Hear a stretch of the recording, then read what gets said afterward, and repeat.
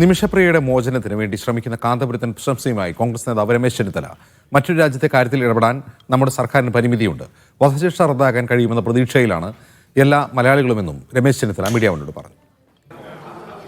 മലയാളി വനിത നിമിഷപ്രിയ യമനിൽ വധശിക്ഷ കാത്തു കിടക്കുകയാണ്.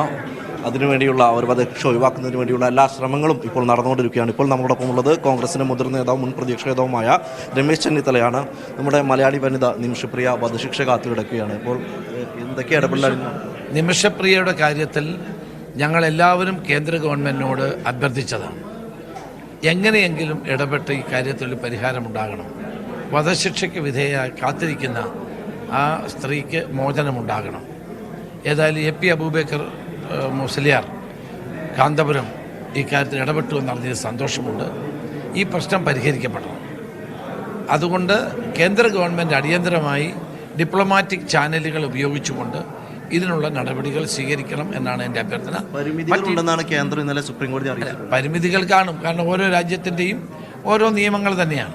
ഏതായാലും കാന്തപുരം ഉസ്താദ് ഇക്കാര്യത്തിൽ ഇടപെട്ടത് സന്തോഷകരമായ കാര്യമാണ്.